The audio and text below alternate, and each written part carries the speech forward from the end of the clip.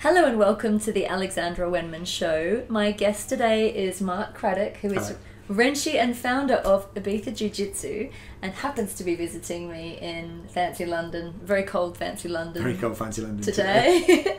How are you, Mark? I'm good, apart from being a bit cold. Yeah, he's just put his socks on before the interview. I'm trying to get the socks. Bit different to Ibiza weather, I think. Only a couple of more days until we're back. We've actually been back in England for nearly a month. Wow. Which is very unusual, but it's been lovely spending quality time with family and things. Hanging out with the fam and the kids and really everything. Cool, really cool. Amazing. So can you tell our viewers a little bit about Jujitsu, how you got into it? Yeah. What led you to this path? Great question. So we're going to start right at the start. I started in martial arts. So just quickly, the martial arts side, obviously there's a couple of, when people think of martial arts, they might think of cage fighting and boxing and bashing.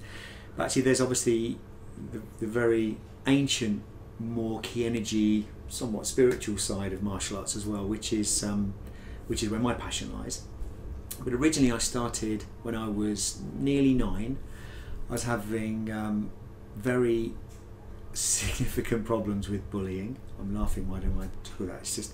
It's really young too, isn't it? Really yeah, a lot of trouble. I just my parents split up, so I'd sort of moved schools a couple of times, just enough to sort of cause some problems with friendships and things. Just didn't have a good established group. So had some bad experiences around that time, and it was suggested to me by another guy who was also being bullied. It was kind of, we were the worst, we were the two really, that we should go to a karate class, which was the classic thing, you go to karate class. And she come through, we did that. So I thought, okay, I'm going to learn karate. And the thing about traditional martial arts is that you don't really go there with a mindset of this is going to be a long journey of personal development. Quite often people will go for some kind of magic fix, which pretty much isn't. So you think you're just going to come out and beat up your bullies, right? Well, I mean, I'll come on to that. People sometimes come to the class, and it really is a beautiful growth journey, and I'll spend a few minutes on that as we conclude, really. But I sort of went there going, great, I'm going to fix my bullying problem, and didn't gel well with the class. It just wasn't taught in the style that I knew I would find. And I tried judo. I tried a number of martial arts until I found a martial art called Aikido.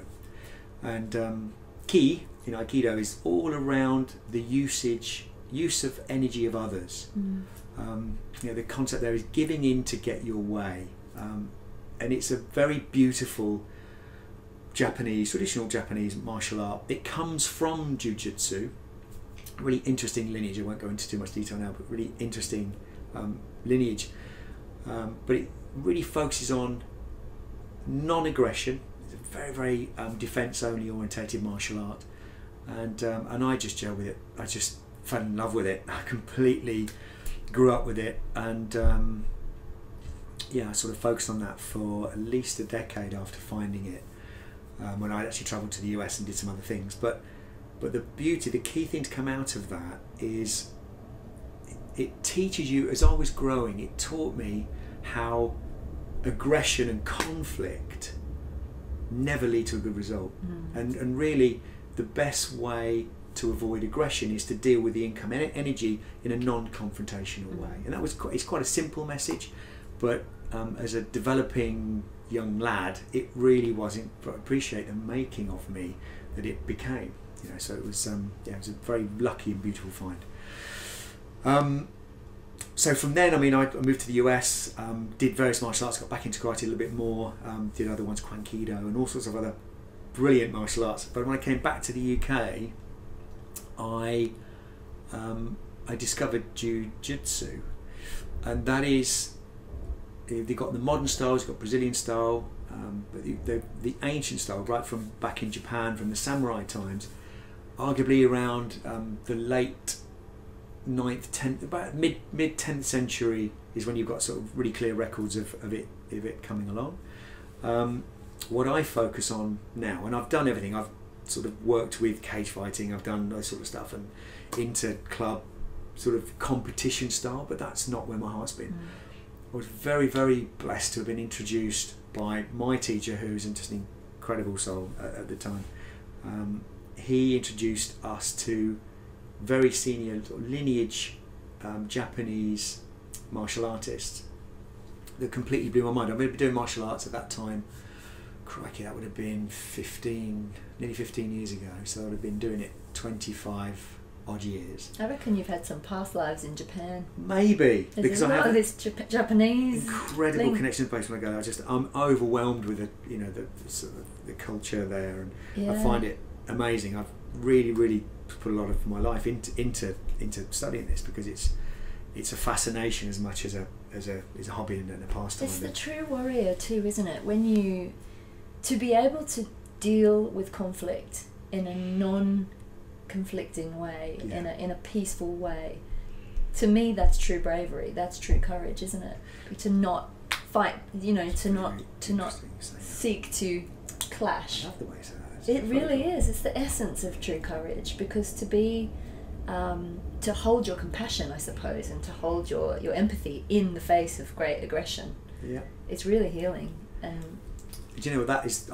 That is a perfect message. It's and I, I've run a club now, and I'll spend a bit more time on that. But my focus now is that I teach a pure defence only martial arts. Wow. It really is pure self-defence.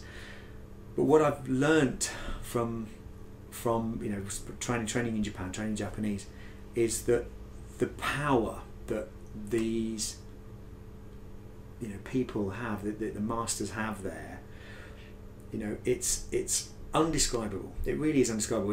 I've trained with lots of martial arts on the way, amazing power, and then same with anything. It's like the Olympic standard this, or the very, very pinnacle.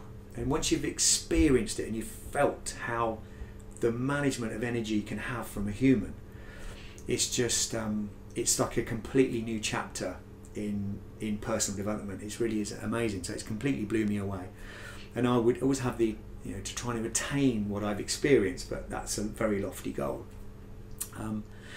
Because going back to the fundamentals of it, Jujitsu actually means the gentle way, and it's fundamentally the samurai warrior style of fighting is called the gentle way. wow.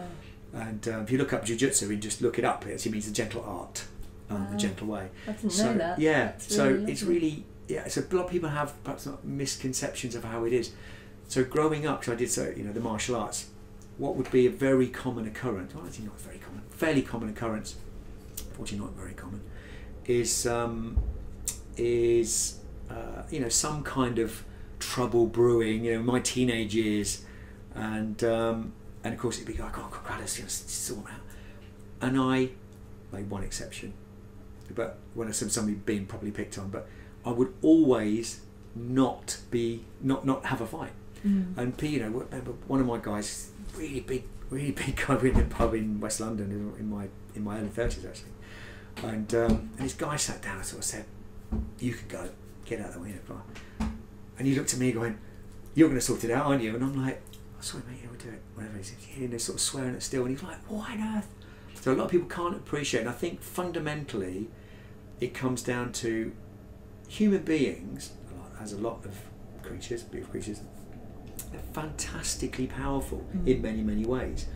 And society today has maybe lost some respect for how awesome human beings are. We're awesome. I mean, not the fact you think, oh, we know a gorilla is stronger. Yes, it is. But some of the animals, they can't use tools and things. I mean, just people. It's difficult to do quickly, but the how awesome human beings are, the loss of respect is why there's so much trouble, because people have fights not appreciating the danger in the combat. So one of the things that we teach, our own capabilities, of picking up anything. Yeah. You can pick up anything and then use it hugely vicious animal. Gladly in the society that's happening. Well, actually it's happening less. I mean, we do again a lot of. Anyway, without getting into that topic too much, but it's important. I know. It's important because we know, right, as humans, and this is something that in the work that I do is about looking at what we call our shadow side, right? And our capabilities, and we know that we are capable of great things, of amazing things, of beauty and art and poetry and music and all of those amazing things. But we also know that as a society, or as a race, or a being, we are capable of great destruction and great crimes and horrors and things like that. So it's interesting, because I think that we need to be aware of what we are capable of in order to have the choice. And it's in every moment, I think, that we choose whether we're going to use it for good or use it for bad, right? Use our capabilities in that way. So it's that pivotal point. But I love that, you know, martial arts, and when we think of it as most people think of it as a fighting skill, right? We don't think of it as the gentle art or the gentle way, but what a beautiful way to educate people as to what it really is. It's that choice, isn't it? The choice in the moment. It really is. It really builds, I mean, hopefully people that know me would say that it builds a very high degree of calmness, because you're used to training yourself in how to deal with conflict in a very controlled manner. And being extremely respectful. So the Japanese culture is around high degrees of respect for things and others, and I find that very beautiful. So just going back to some of the fundamentals of it, so I'd love to give a couple of takeaways from it. So really around the gentle art. So I also focus not just on physical conflict, but also on non-physical conflict. So one of the things we talk about is, so if we put our hands up just quickly here, so we go like this. So we talk about things. So we do movements like this where we can understand. So if you push against my hand, so I keep pushing. We make a circle. So we can understand how each other's body moves, and to actually control each other's energy. This can get very complicated, of course, and then you start working with the whole body. The reason I like doing this so much is that when people can start doing this, and we do women's self-defense, and people are grabbing, it's for control. I only grab you for control. So we work with, I do women's self-defense, lots of kids stuff, and obviously with adults, saying this is how control and violence needs to be used by some, because it's a method of how that needs to be controlled, and dominance and things, and how to get out of that with a minimal amount of reforce. So you can just do the minimum required to break this. And the physical side also works non-physically. So we talk about people that are dealing with, you know, verbal abuse and other types of controlling behaviour, when just how to say the same things. If you come to push, you can say, well, I feel this. You can sense that. You know, the way that your gut reads the environment, it goes into our ancient brain, to our old brain. Totally. And it doesn't even get into a modern, it's modern mammalian and gut brain, old brain, and the gut and the old talk. 90% of the traffic goes up from the gut, because it has a sense of environment and people and energy and feeling. And in today's society, people are having that culturally dumbed down. And I'm a big fan of saying, no, focus on training and having your gut ears open. You really got to listen to that. I mean, I'll get into a situation where we're feeling beings first, aren't we? We are, and it's like, well, being in a situation, I'm getting goosebumps now just thinking about one. And just, I've been in a situation, I'm going, it doesn't feel right, and it's your gut inside. I've got a gut feeling, and it's like that. Reasons those sayings are so old is because they are hugely valuable. And one of the things that I always say to all my people that come to my class is that the biggest thing that you're going to train in initially is to start listening to your gut, because you're going to have a mind-body connection you never had before. So when I was first taught Aikido, he said you'll know when you've got the basics of Aikido because you'll walk through a door and you'll move in a certain way to let there's about somebody behind you, and you'll go, oh, it's moving really funny, or somebody looking going, oh, you move funny.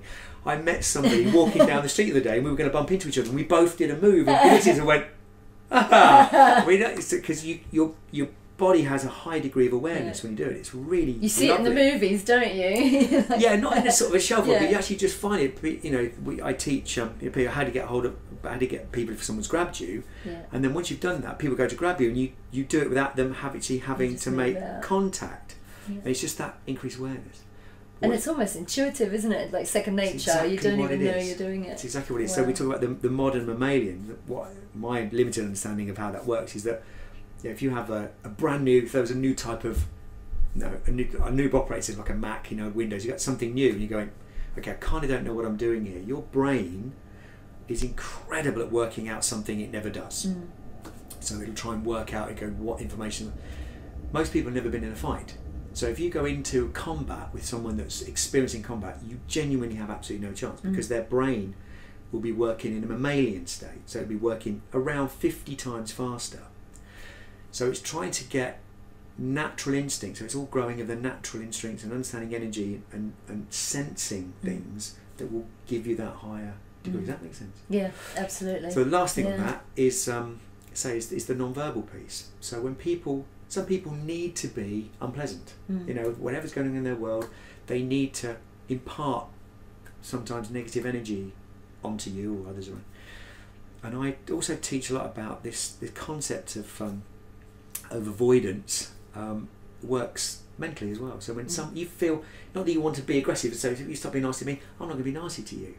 I'm just going to sort of see that energy being wasted, giving it to get away. See that energy going past, and I can see it. And I know you needed that negativity to land on me, and it could bruise me. But it didn't. But I almost want to say to you, please stop wasting your energy. I can't just explain to you. It's like just being. Imagine somebody trying to punch you, just stop throwing punches. And after a little while, that person should go, this isn't working, and it's a very effective harmonising thing with mind, body, and just this energy. Because it can't stick then, can it? Because often when it does stick, it can fuel it, and then they keep going because they think, oh, it's working, I'm getting something out of it. Not only that, but so if you imagine, somebody says something very unpleasant, that can bruise. So you can be bruised not just by physical things, you can be bruised. But then you're actually, same as if you take a punch, it's like you're a little bit weaker. And then that person goes, if that person, for whatever's driving them, they go, I've landed a bruise. I can land another bruise, because now you give them permission almost. Doesn't it? Stepping out of that and actually just being more aware of people wanting to impart energy. Obviously, you want to impart energy. Sometimes you want to be empathetic, and that's beautiful. But just have that level of awareness, because sometimes you want to dodge, sometimes you want to hug, and you go, actually, that hug's not a hug; it's a grab. So yeah, hopefully that's given. It's a little bit unusual when I talk about martial arts in this concept sometimes, but I'm getting so much beautiful. Like I say, the people in the Ibiza Jujutsu, I've got to say, just some of the parents when their children come, they're literally kind of a little bit overwhelmed, going, I can't believe the impact this has had on, the youngsters that are coming up. Just the having the focus of something like this is really without compare. It's a great way of having exercise and having something to attain. It's a great belt system that sort of gives people goals, but also what they're learning is a respect for themselves and others in a unique way. So it's lovely. I want to talk a little bit about this, because we were talking about kids and bullying earlier before we started recording. So in your words, you were saying that the martial arts can help kids that are being bullied, but then you also do work to help the kids that are doing the bullying, right? Absolutely, so it works on both sides of the coin. Yeah. Can you tell us a little bit about that? Because I think it goes back to respect piece. It's almost like the guy that sat down and sort of, people just don't have, maybe they don't appreciate, the impact that their energy is having on others. And I've seen grown men come in to a dojo for the first time. Bruce Lee came into the dojo for the first time. Everybody goes to train martial arts for the first time. Yeah. So I've had grown men come in, with jackets that they can barely do around their middle, with very low self-esteem, because of what's happened in their life. Had some challenges happened in their life, and they've finally got the courage to come in, and they're being welcomed with open arms. That person a year later is doing, physically in much better shape. Mentally, it revolutionised them. A beautiful network of friends, but they're actually in themselves. You can just see their confidence of how they are, and that's from people that perhaps on the back foot. I've also had people that have come to there. You see, some people come in as if they're Bruce Lee when they come into the dojo for the first time, and it's fine. We're welcoming to everybody, but very quickly they realise their errors of their ways. They realise that the best way to have the power is to be calm. It's the it's the whole a lot of philosophy around that the greatest power is the restraint of power. It's just this if I go around just causing damage all the time, that's not an expression of power. That's a show of weakness. It's like a child having a tantrum, isn't it? Really, if you think so, about it. So there is two perfect examples I talk about energy, and that's one of them. Yeah. So I'll come back to that one. The first one, we'll talk about other people imparting energy. The examples that I give, imagine you're on a motorway driving in the fast lane and there's some slow traffic in lanes 1, 2, so you're on the overtaking lane. You're doing 75, so you're above the speed limit, you're doing nothing wrong. If you just image that and how you feel as yourself and your energy, you're in there, nothing's wrong. Then somebody comes up behind you, 150 miles an hour, you see them coming in your rear view mirror, you can see them coming up, flashing, horn on, like this, and they're coming up, it's going to hit me. You speed up, what you can do, straight away, that energy has been imparted in you. That, you can see them in the rear view, sort of doing all this. Now what I'm coaching people, in that example, that happens every day to some degree, of people wanting to, I need my energy to land in you. And that's something, but so what I would say is that that's a good practice for saying, I can see you, I can see your need to make me feel the impact of your negativity, but I choose not to. I'm going to carry on, I'm doing nothing wrong, and I will move out of the way as soon as it's safe to do so. The other one is around the child, screaming. So the classic is a child rolling around, the sweets thing. They sort of, and it's not their fault. Some people have loss of control of emotions because of other factors, and you have to sometimes respect that. You have to respect that.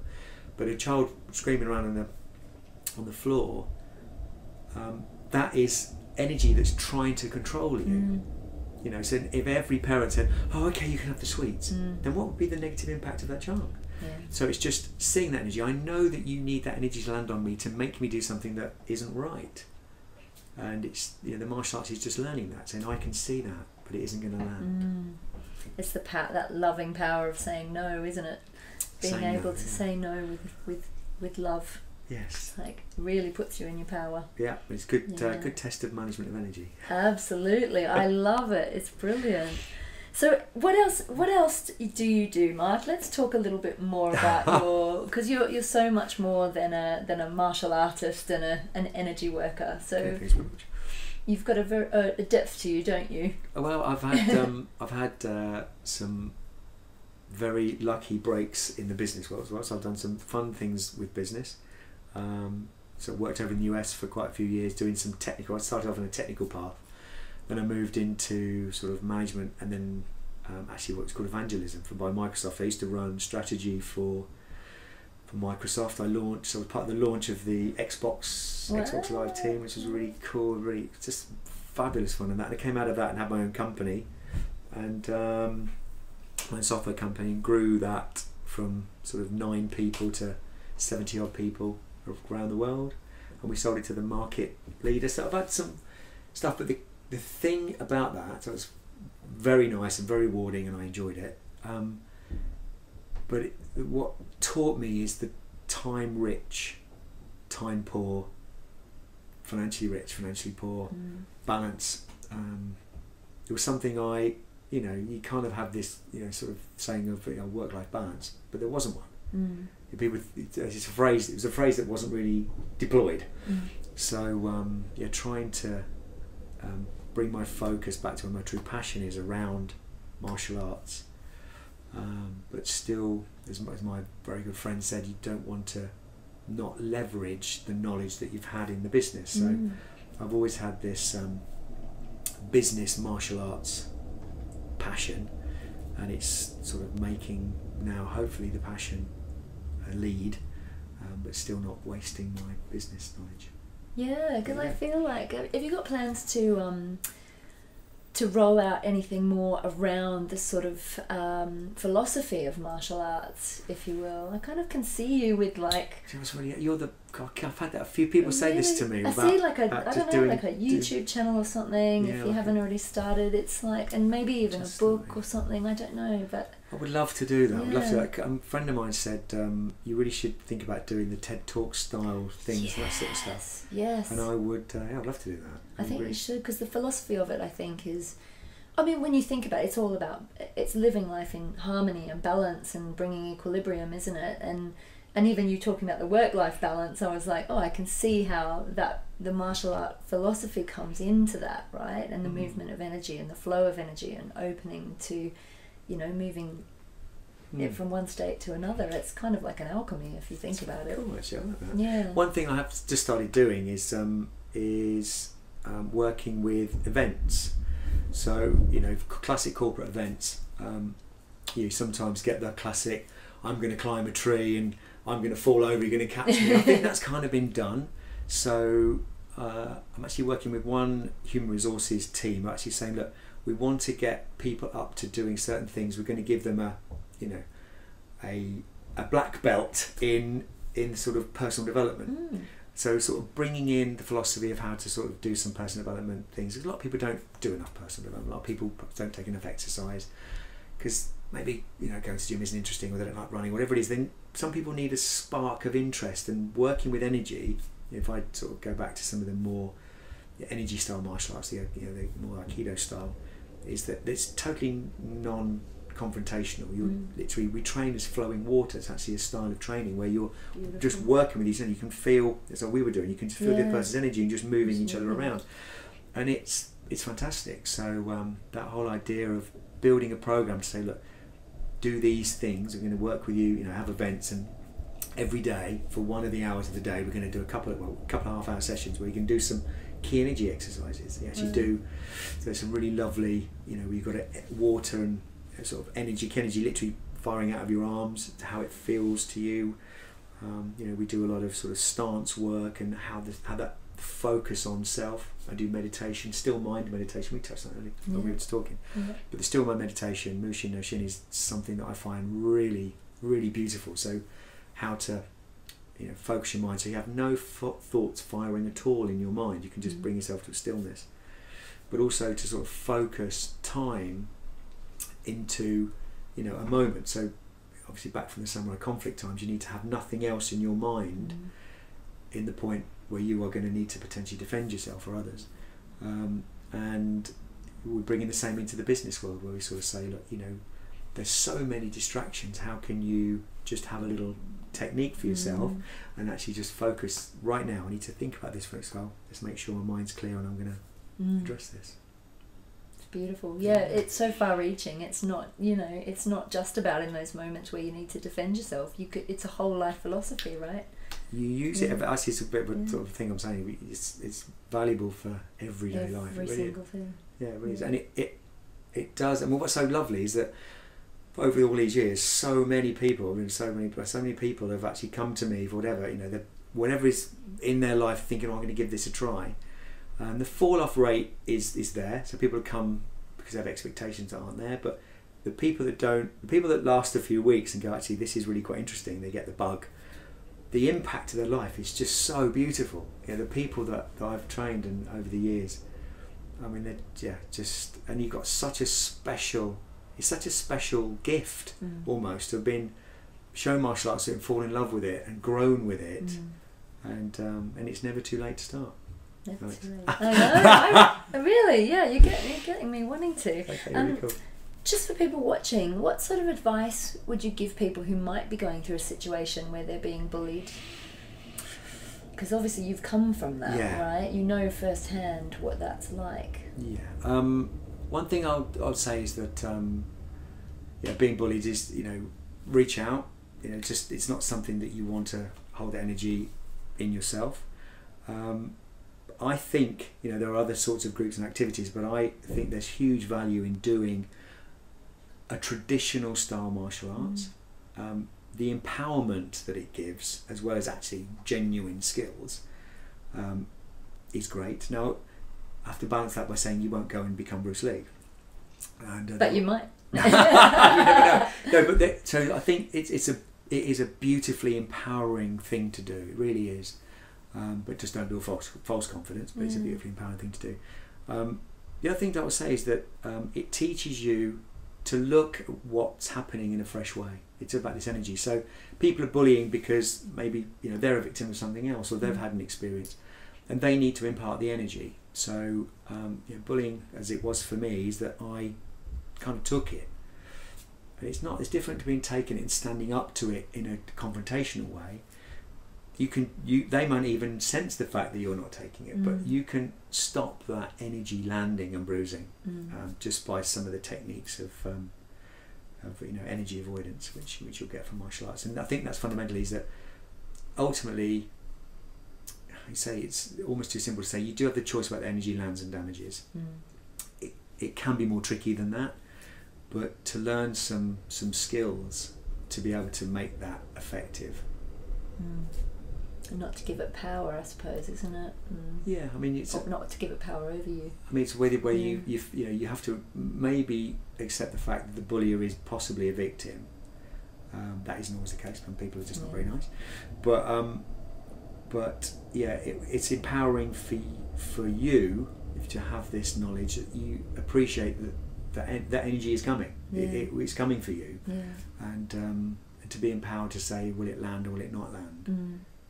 Which won't happen overnight, but can happen fairly quickly. There's the other side of it, which is a lot of the kids that I've trained over the years, if they're having real problems, exactly like I had problems, and I know that I can spend a few sessions with them, and when that happens, when this happens, it won't work. And actually, I just had quite a light, funny note. I teach two really funny young girls, parents and the kids. So I do families. I teach the whole family. Oh, the same. Brilliant! It's so that much would be fun. so funny. So much fun. It's so beautiful for the family unit to do these. But what was quite funny, the mum said to me after I've been doing it for a few weeks, like, this is. I mean, she's literally one of that family's my biggest fans. They love martial arts. Can't get enough. But said the only negative side is I can never brush my daughter's hair anymore. Why? Because every time I go with them in a brush, they're like, poof. And it's great. I did my wrong. I sort of climb up behind them and be like, phew. It's so funny. Brilliant. So yeah. There you go. Brilliant. I wish we'd had it when I was a kid. Maybe when Mum and Dad was coming at me with the wooden spoon, I'd be able to fend them off. I know you probably earned it. Back in the days of discipline and the old school discipline. Oh, Mark, it's so inspiring talking to you. Thank you so much for joining me. It's a really lovely talking to you. And if anybody out there, if they have the opportunity or feel the need to even go and look, because almost all traditional martial arts clubs are very welcoming people just having a look. You might be a bit nervous. You might not think that I'm in Bruce Lee shape and everything else. Just go and have a chat. And have a look. Chat. Some clubs have a beautiful way about them of just the old energy, and you can find them. And so where are you currently teaching? You're in Ibiza, obviously. Yeah. So we have a club in Ibiza. I do teach back in the UK.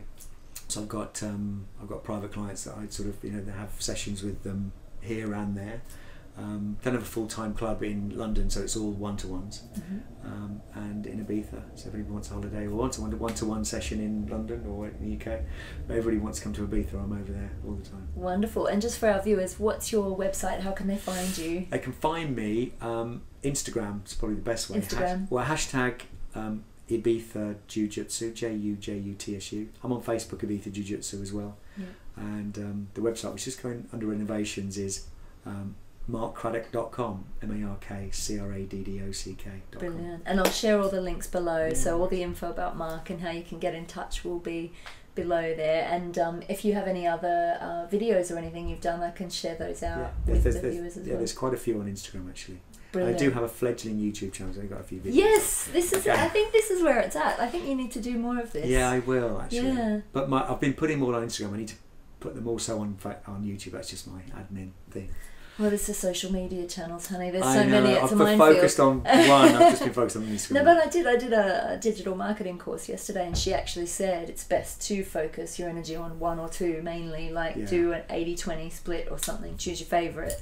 Yeah. And then do that. So I think you've done the right thing there. But yeah, so we'll share all the links below anyway, and hopefully we'll be seeing more of this guy out there, and a book and video, DVD, and everything. I think the sky's the limit, right? Thank you so much. Yeah, because I think it's you. I think it's your philosophy, and you really are the expert. You walk your talk, and knowing what you've been through on a personal level. To me, that is what makes a person an expert, right? When you've been through it, you've come through it, and you've changed your life because of it.